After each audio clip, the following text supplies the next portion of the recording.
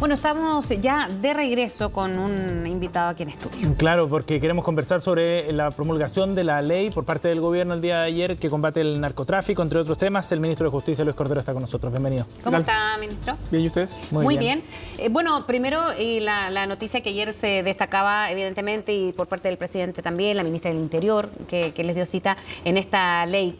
¿En qué consiste, primero, los grandes desafíos que viene además en materia de seguridad y en esta agenda de seguridad?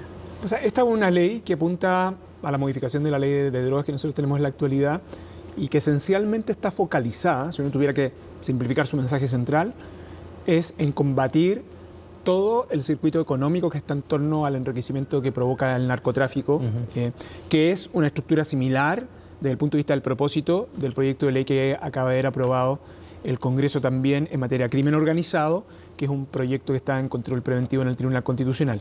Y en concreto lo que busca es principalmente seguir la ruta del dinero, ¿no? Es decir, el comiso respecto a todas aquellas ganancias que provienen del narcotráfico y los negocios asociados. En segundo lugar, el comiso se hace extensivo incluso a terceros que probablemente son titulares de esos bienes, pero que son o provienen de las rentas obtenidas a partir de estos ilícitos. Y lo tercero, que en aquellos casos donde no se pueda prometer comiso, igualmente puede decomisar dinero. La idea central del proyecto es sacar del negocio y retirar todos los beneficios que pudieran obtenerse a partir de él.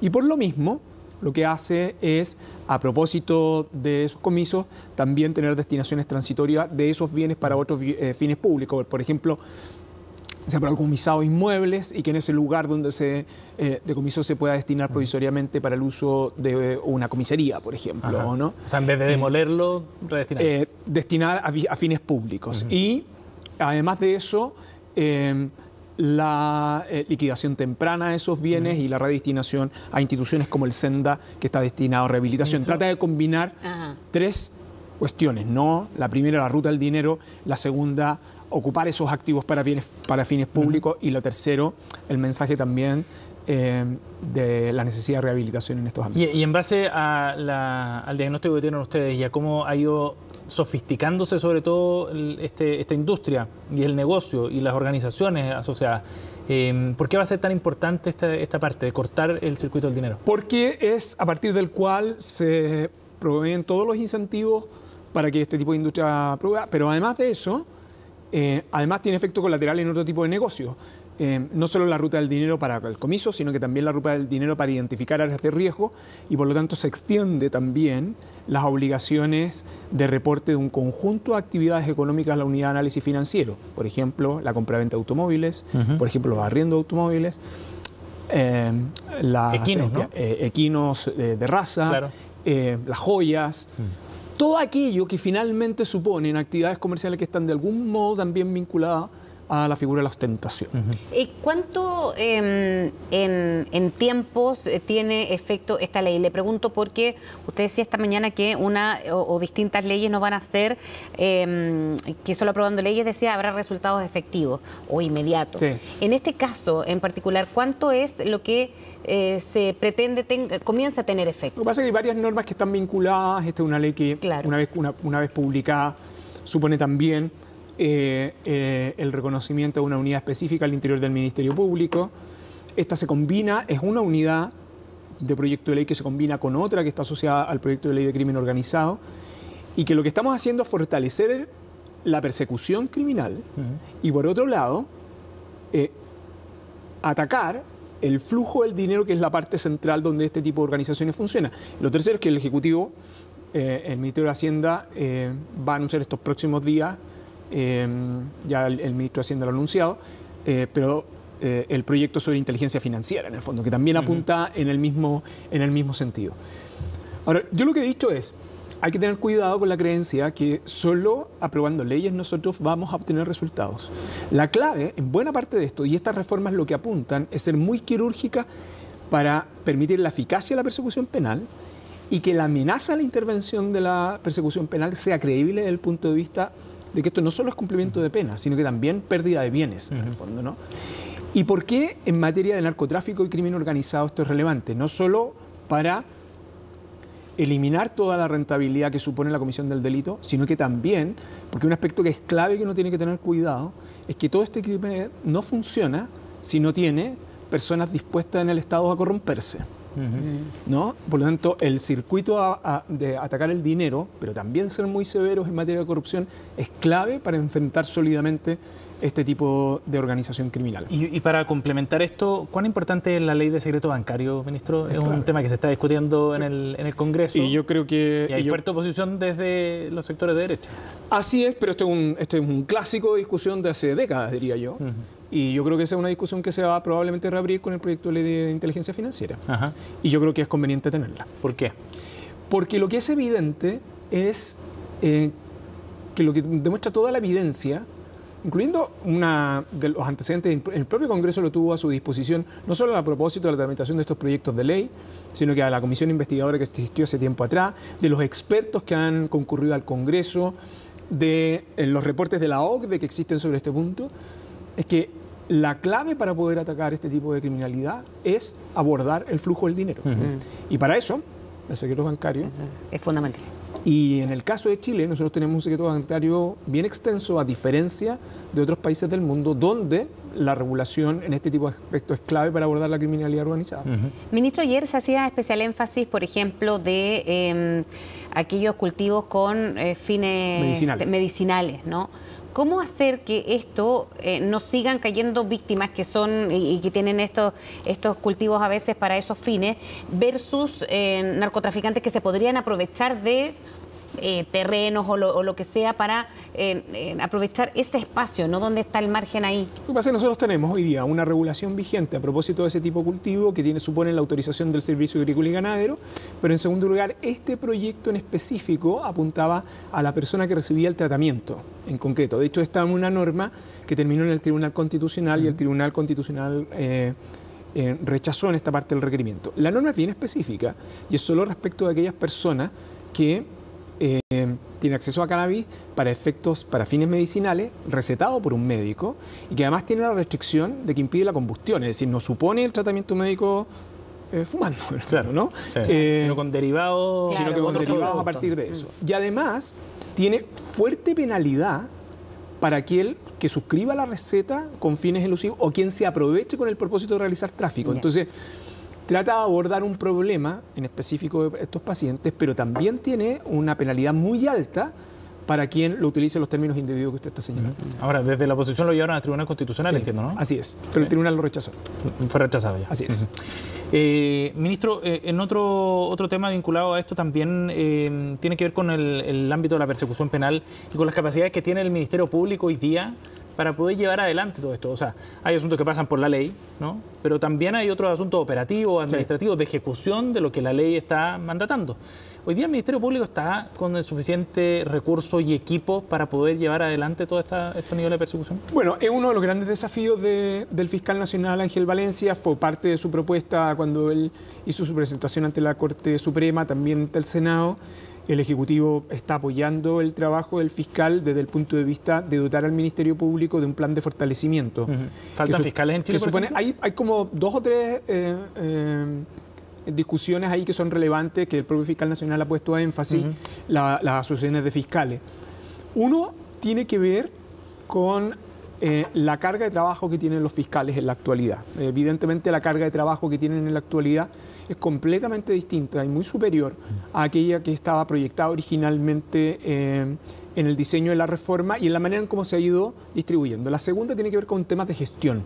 El Ministerio Público tiene ciertas rigideces organizacionales que le impiden o le restringen al fiscal nacional y a los fiscales regionales, pero particularmente al fiscal nacional, tener más flexibilidad. Por ejemplo, la creación de una fiscalía supraterritorial busca ese fin, ¿no? Que es una de las propuestas del fiscal nacional y una de las propuestas que el Ejecutivo ha acogido para los proyectos de ley en discusión dentro de la agenda prioritaria. Y lo tercero tiene que ver con un sistema un poco más estratégico e inteligente, pero ahí no solo importa el Ministerio Público, es clave el rol de las policías. Todo esto no tiene que ver, tiene que ver poco con reforma legal y mucho con desempeño y resultados en el fondo, ¿no? Yo creo que el propio fiscal nacional ha dicho, sus fiscales regionales van a ser evaluados por los desempeños que tengan en, por ejemplo, la reducción de la impunidad. ¿Y cuál es un indicador de reducción de la impunidad? Por ejemplo, dado que tenemos un aumento de homicidios sin imputado conocido, bueno, reducir ese número, ¿no? Hay algunas de las estrategias que el Ministerio Público estaba aplicando en Alto Hospicio y hay otras acciones que ha estado desarrollando el fiscal nacional. ¿Con buenos resultados hasta ahora? Yo creo que con buenos resultados lo que ha hecho en Alto Hospicio es un muy buen ejemplo que con distribución, con gestión, se puede actuar con mucha rapidez. Pero esta es una institución muy grande, requiere de mucho esfuerzo. Yo creo que el fiscal está haciendo un muy buen trabajo en ese sentido y la disponibilidad del Ejecutivo es ayudarlo a fortalecer su plan. Para eso hay un compromiso de la Ley de Presupuesto del año pasado y hay una mesa de trabajo entre el Ministerio de Justicia, el Ministerio Público y el Ministerio de Hacienda para apoyar en ese proceso. En esta misma línea, ministro, el sistema carcelario en nuestro país. Ayer el presidente, y no es la primera vez que lo hace, habla de una idea de establecer cárceles especiales, ¿no? Sí. Pero también se une a otras contingencias, como lo que ocurrió el fin de semana, por ejemplo, esta jornada de reflexión de gendarmes, porque aseguran que no hay, gendarmes suficientes, tampoco hay tanto interés por la institución, además de la poca seguridad. Sí, hay un conjunto de fenómenos que sumados suponen un problema público que es necesario resolver. El primero, el número de plazas del sistema penitenciario chileno en el sistema cerrado es exactamente el mismo que el año 2012. Son 41.500, 700 plazas disponibles. ¿Okay? Eso significa, y durante los últimos años se detuvo el plan de inversiones en infraestructura carcelaria en el caso de Chile. De hecho, hace no muchos años atrás, algunos sostenían que Chile debía cerrar cárceles. Lo segundo es que nosotros hemos tenido un aumento bien significativo entre el 2021 al 2022 y esa tendencia ha ido en aumento de personas privadas de libertad, específicamente en prisión preventiva. Esto acompañado de un conjunto de medidas que ha adoptado el Congreso, con buenas razones en algunas ocasiones, de reducir los beneficios penitenciarios. Por ejemplo, la reducción de la libertad condicional, que el número, cuando ustedes ven las cifras que ha aparecido por estos días en la prensa, bajó drásticamente. Entonces, tenemos un número muy importante de personas que están aumentando en prisión preventiva, por lo tanto los privados de libertad en global van aumentando, la prisión preventiva en promedio va aumentando, la disponibilidad de beneficios de libertad condicional se va reduciendo, por lo tanto la renovación de plazas en las cárceles se hace más lenta. Y además, hoy nosotros ya tenemos, a cifras de esta semana, 49.000 personas privadas de libertad. Por lo tanto, tenemos centros penitenciarios con sobrepoblación, otros hacinados. Sí. ¿Por qué pasa esto? Bueno, porque no nos preocupamos en la proyección de la infraestructura carcelaria. Lo que se está haciendo ahora es tratar de recuperar plazas en las infraestructuras que tenemos y proyectar y reactivar el plan de infraestructura pensando en 2029-2033 y ir recuperando plazas en los años que siguen. Ese es de largo plazo en todo caso. Es de largo plazo, pero también es de contingencia, o sea, es urgente, por otra cuestión que es clave, porque quiero ir a la segunda pregunta suya.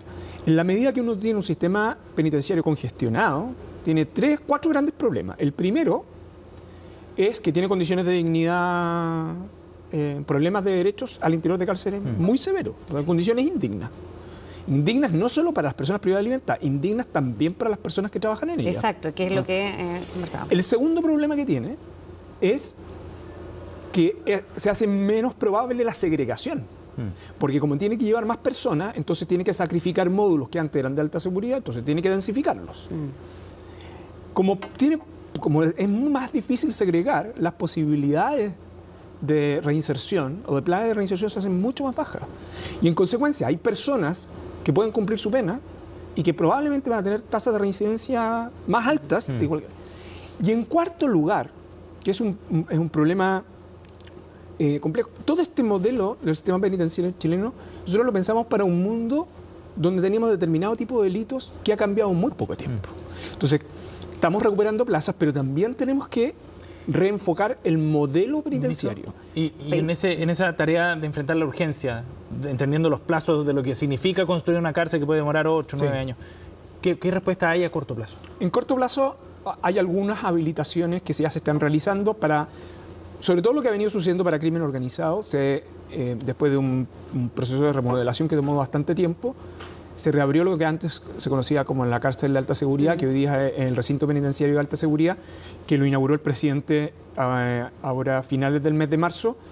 Es un penal exclusivamente dedicado o a estar destinado a crimen organizado y a personas de alto contagio criminógeno. Ojo que cuando hablamos de recintos de estas características, no es solo que tiene más seguridad en el ingreso, no es solo que tiene locutorios que impiden el contacto, no es solo que tiene a su vez tecnología en su interior que va de reconocimiento facial, que está en permanente monitoreado. No solo eso, es que el régimen interno es más severo.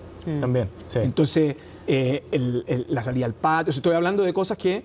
Ese es un penal que hoy día tiene disponible 286 plazas entre alta seguridad y máxima seguridad. Hoy día hay 39 personas ahí. Entonces es un penal que para la criminalidad organizada que está hoy día operando va a ser utilizado con ese fin. Lo segundo tiene que ver con cárceles nuevas que se están abriendo.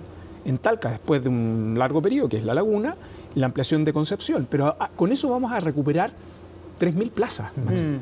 Entonces, la obligación nuestra es seguir en dos tipos de proyectos. Uno, la ampliación de penales que actualmente existen. Las ampliaciones en muchísimas ocasiones son nuevas cárceles también en su interior. Y la segunda, el desarrollo de proyectos nuevos. Pero tenemos una gran restricción desde hace mucho tiempo, que es el suelo disponible. Porque todo el mundo pide cárceles, pero nadie la quiere cerca de su casa. Claro. Sí. De hecho, varios penales que se podían ampliar no se pueden ampliar por planes reguladores. Entonces, hay varios proyectos que de hecho nosotros estamos documentando, que fueron iniciativas de cárceles que comenzaron en los procesos de ampliación de la década, el 2010 en adelante, que no se pudieron llevar a cabo precisamente por las oposiciones de las comunidades locales. Entonces, hay muchas variables que tienen que conjugarse ahí, que no solo son recursos, es también disponibilidad de suelo y un conjunto de permisología que también la infraestructura penitenciaria tiene que cumplir. Y con el personal, por ejemplo, de Gendarmería. Bueno, y ahí viene el último. Porque capacitación, quizás, que era lo que decían, Sí, también ahí los delitos han cambiado. Viene otro aspecto que es clave. Y el incentivo para El la otro problema que tenemos es que creemos que podemos aumentar personas privadas de libertad sin preocuparnos de aumentar la dotación. Exacto. Y ahí hemos tenido problemas porque existieron leyes de incentivo al retiro en periodos anteriores, pero esas plazas no se renovaron. Y en segundo lugar, hay dos ámbitos en Gendarmería que es relevante. Uno, el de las personas y de los oficiales y los gendarmes que están a cargo de la custodia, administración de los centros penitenciarios. Y otra son los funcionarios, que es un número mucho más acotado, pero que es muy relevante, que son los que trabajan, que son aquellos que uno podría denominar civiles, que trabajan en todos los programas de reinserción. Entonces, cuando hablamos del sistema penitenciario, no solo tenemos que tener en la cabeza cuántas cárceles construimos, claro, cuántas plazas hay, sino que también cuánto personal adicional debemos agregar, no solo para la vigilancia, sino que también para la reinserción. Porque la curva es en ascenso. O sea, y ahí hay un problema que es bien estructural y que yo creo conveniente enfrentarlo directamente. Las agendas de seguridad tienen efectos colaterales. Ser eficaz en la persecución penal, que es beneficioso, también tiene efectos colaterales acá. No es que uno no tenga que hacer cosas acá, es que uno tiene que mirar para la política pública en términos sistémicos y así tener cierto bienestar colectivo. Y eso es que hay 30.000 prófugos todavía, ¿no? Claro, pero de esos 31.000 prófugos tenemos 27.000 que son rebeldes procesales, en el fondo. Ajá, okay. Y que de hecho, el plan Calle sin Violencia del Ministerio del Interior ha sido muy eficaz en eso. Entonces yo estos días he estado en regiones, estuve en Concepción, y lo que dice Gendarmería es que los ingresos los fines de semana han aumentado sustancialmente precisamente por la aplicación del plan. De hecho, Concepción es una de las ciudades donde esto ha tenido más efecto. Ministro, y cuando el presidente anuncia esta construcción de un nuevo recinto de alta seguridad, ¿en qué lugar se va a emplazar? No específico, pero ¿en qué región, por ejemplo? El presidente lo que dice que los estamos estudiando efectivamente a propósito del nuevo plan de infraestructura. Hay algunas localizaciones que estamos viendo. Sobre todo lo que nos ha pedido el presidente es ampliar los módulos de máxima y alta seguridad. Y esos módulos están considerados en las ampliaciones, pero también en los diseños de cárceles futuras. Hay algunas cárceles que son emblemáticas en el retraso. Por ejemplo, Copiapó es una cárcel que tiene retraso de 15 años. De 15 años. ¿Y eso cómo se explica? Se explica porque hubo varias licitaciones que fueron declaradas desiertas. Entonces, en el camino, ¿qué va pasando? que el penal de Copiapó, como se iba a desarrollar una nueva cárcel, entonces no se invierte en mantener esa infraestructura. Claro. Y eso es una cárcel que está en pésimas condiciones, no solo para las personas privadas de libertad, para los gendarmes también. Y en el caso de Calama, después de 2 licitaciones, recién se pudo adjudicar el diseño. Esto lo que tiene que ver también es que hay una serie de gestiones ahí, que son, por cierto, de la planificación del Estado, y que han demorado algunos de los establecimientos. Ahora, lo bueno es darse cuenta de ese tipo de cosas y abordar lo que viene hacia adelante. Ministro Cordero, gracias por haber venido. Muchísimas gracias, ministro. Gracias a ustedes.